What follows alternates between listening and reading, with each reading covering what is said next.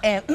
Όταν κανείς διδάσκει υποκριτική, είναι σαν το δάσκαλο στο σχολείο, σαν τον καθηγητή. Δηλαδή, μην κάνεις φασαρία εσύ, εσύ πιες έξω. Εσύ είσαι αδιάβαστος, θα σε τακτοποιήσω. Γίνεται και αυτό. Ή είναι όποιος θέλει παρακολουθεί, όποιος είναι σε άλλη φάση δεν παρακολουθεί. Ναι. Εγώ το έχω λίγο πώς γίνεται, αυτό. δεν έχω παρακολουθήσει ποτέ να δω πώς είναι. Θα ήθελα μια φορά να πάω σε μια νακρούλα, να μην με βλέπουν και να βλέπω. Πώς γίνεται να με δηλαδή. Τι λέμε σε έναν άνθρωπο που θέλουμε να μάθουμε την υποκριτική καταρχήν τέχνη. αυτό που λέω εγώ δεν είναι σχολείο, δεν είσαι υποχρεωμένος να σε δω και πληρώνεις για να σε δω. Οπότε προφανώς κάτι θέλεις. Άμα τους το λες και έτσι ψαρώνουνε.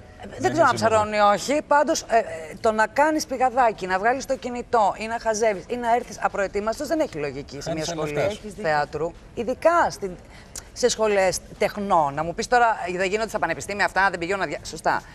Αλλά ειδικά για το θέατρο. Αν δεν το θες, γιατί είσαι εκεί. Δεν υπάρχει περίπτωση. Δεν υπάρχει αυτό που λέμε στις τέχνες γενικά.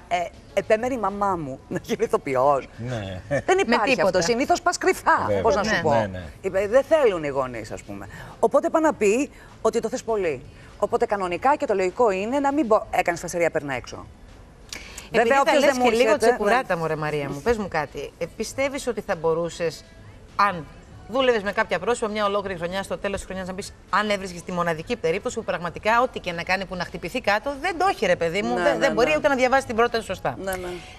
Θα ήσουν η γυναίκα που θα έλεγες, βρε αγάπη μου, μήπως είσαι σε λάθος μέρος, μήπως μην το παιδεύεις και στεναχωρηθείς, απογοητευτείς ή χάσεις τον χρόνο σου. Δεν το έχω πει ποτέ σε κανέναν. Μέσα σου το σκέφτεσαι όμως. Σου έχει τύχει τέτοια περίπτωση.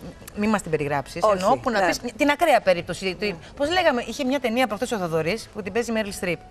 Και έδειχνε για μια αληθινή ιστορία. Μια γυναίκα η οποία λάτρευε τη μουσική, ήταν σοπράνο, αλλά ήταν παγκοσμίως και ακόμα έχει μείνει πιο